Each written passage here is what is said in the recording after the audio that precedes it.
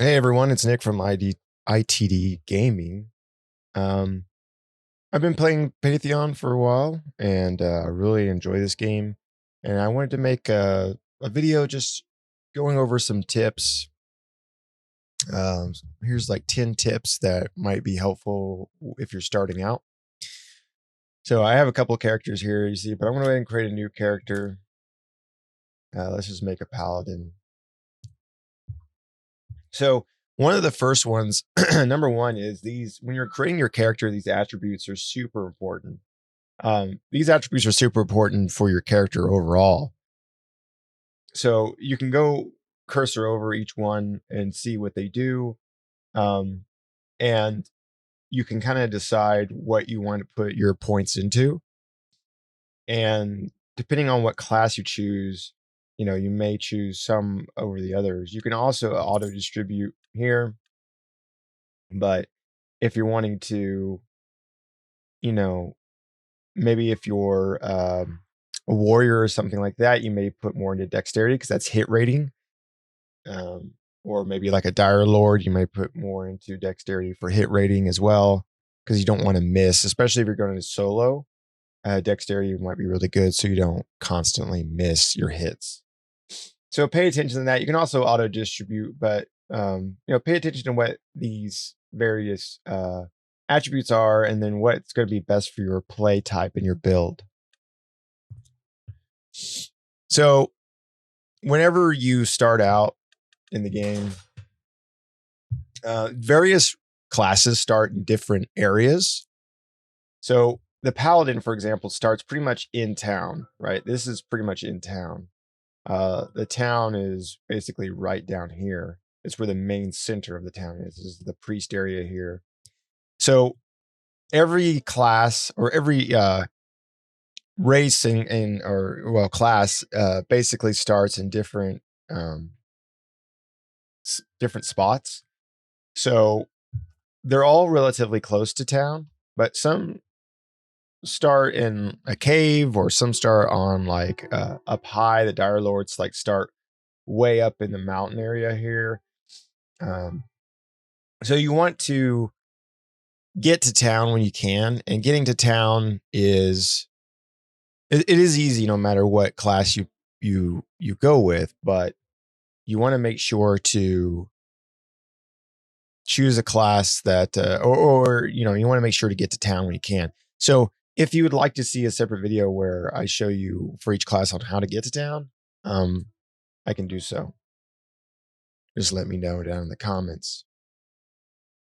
Whenever you start out, eye opens up your inventory. You want to definitely grab the ability scrolls that you have in your inventory, as well as your quest. So you'll have a quest in your inventory. Hitting B, open up your skills, and then you can right click on these skills to apply them to their slots. They will automatically go into the slots down below. But your first quest, so once you get your first quest, the one of the first things you'll definitely want to do, besides fighting some things, but once you get to town, is talk to the quest giver, which was the foreman here, and turn that quest in. And then go ahead and accept all his quests.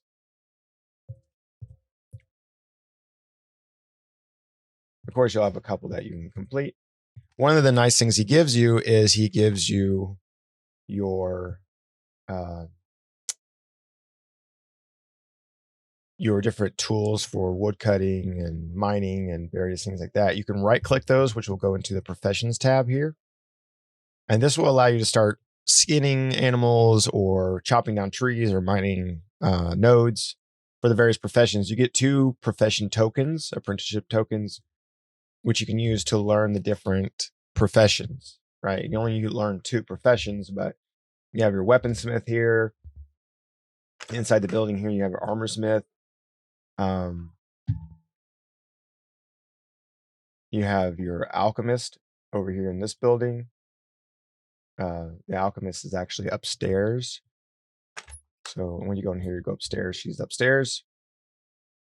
Warrior trainers are over here. if you're a warrior. Of course, you'll start out close to them, so it won't matter. But you have your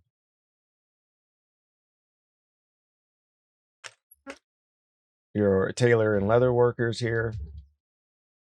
The carpenter and Fletcher are in this building. The door to this building is on the other side. And then up here is the provisioner, which you can learn cooking. There are other professions, but they're not currently in the game. I believe fishing and jewel crafting, I know, are going to be 2 of the professions. So make sure you choose a profession that's, going to be helpful to you, whether you're in a group or a guild, or if you're going to play solo, what's going to work best for you as far as what you need for your class, right? If you're going to be a warrior type, maybe armor smithing and weaponsmithing might be helpful to keep up on the highest weapons and armor.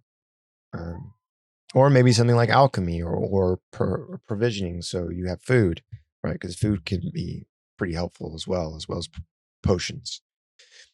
When you start out and you're in town here, there is no question marks or exclamation points above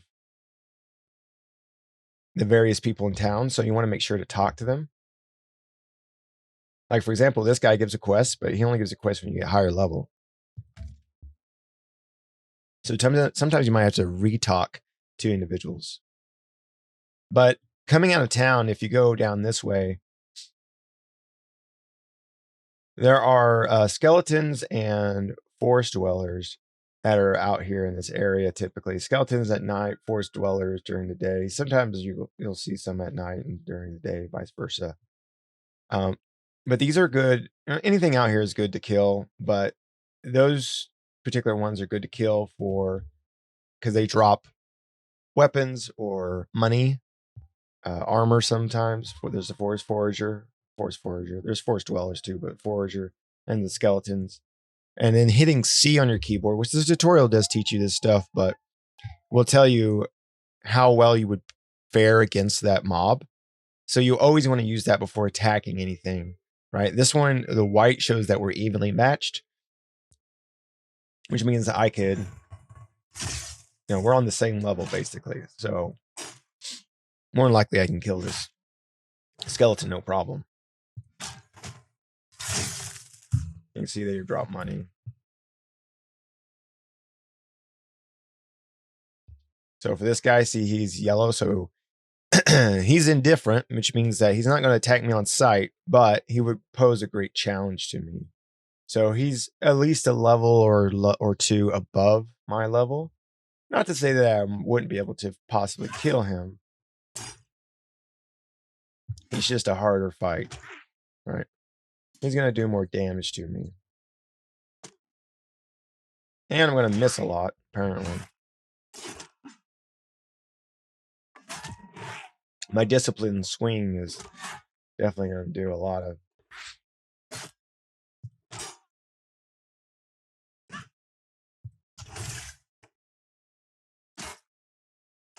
Use my oh crap button there so I don't die as much as I'm missing. That's where dexterity would have came into play, right? So he's got money and a sturdy stick. A sturdy stick's good because we'll later on get a quest where we'll need one of those. But this is a good place to start out if you're wanting to get some money as well as weapons or armor pieces. Go out here and just fight the skeletons and the forest dwellers or forest foragers. Like I said, B on your keyboard is your skill tree. Make sure when you level up to go to your various for me, the paladin trainers or warrior trainers or whatever to grab new skills. You'll also get certain skills based on your level. So always check back at your skill tree to see if there's new skills that you've unlocked that you can then add down here to up your arsenal of skills. Like I say with professions, make sure to choose 2 professions that are going to work best for you. Make sure to talk to individuals in town. No one has any quest icons above their heads, so you don't know if they give quests. And certain NPCs only show up during certain times of the day. For example, We'll go right over here. This is the South Bridge out of town. And this bridge over here has a night guard that only comes out at nighttime, a night watchman. So this guy right back here, the night guard, Aldrich, he does give a quest, but during the day he is not there. So it's actually a different guard that's there during the day. So you can get a quest from him, but he only comes out at night and you can only turn it in at night. So make sure you come back to town during that time.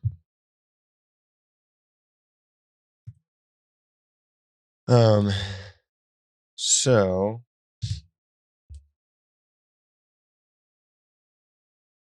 another thing is this is a very group centric game. So you'll definitely want to find groups or, ask around for groups or join a guild. This game is really good at, this game's a lot of fun with grouping and it's very group centric. So, and it seems, I mean, at least on the server that I'm on, that a lot of people are very hopeful and looking to group with others. So you usually just ask around and you'll probably find some people. Of course, there's always people that might not be as good as others, but it is what it is. Find somebody, you'll find eventually a good group to group with. When you level up, so whenever you get these skills, you have different skills. Like for everything levels up, like climbing and sprinting and defensive magic and dodging and various things like that, swimming, throwing, all sorts of stuff. You'll notice it goes through 1 through 6. Same with your professions. Now, these actually go up as you level. So you might be like, hey, I got, I don't know, wood cutting to 5, but it doesn't go any higher than 5. It does, but you have to level up to get it to go higher than 5. So every time you level, this will increase the amount that it can level up to.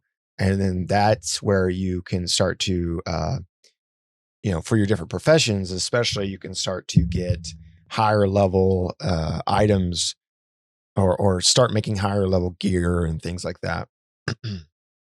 And last but not least is the last tip I have for you is explore. Don't be afraid to leave the confines of the town or the outer areas of the town. There's a lot of cool stuff out there to find. This game has no map, just the compass up top. So you can find lots of stuff or explore and find some really cool caves, which I don't recommend going into, at least not without a group.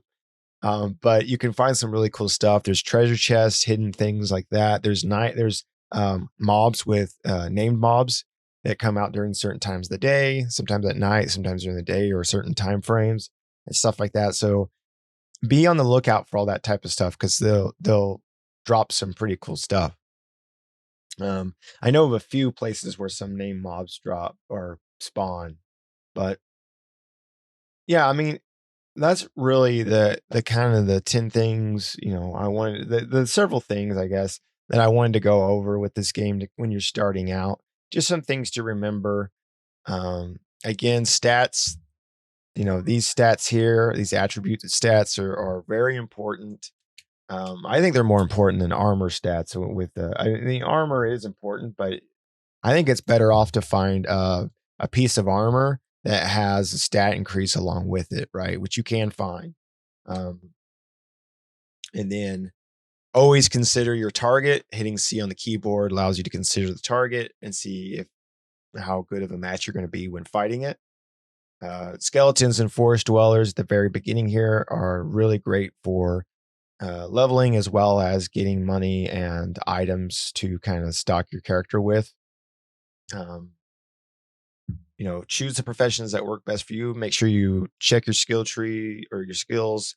Go back to your, when you level up, make sure you go back to your skill trainers to see if they have any new skills that you can buy from them.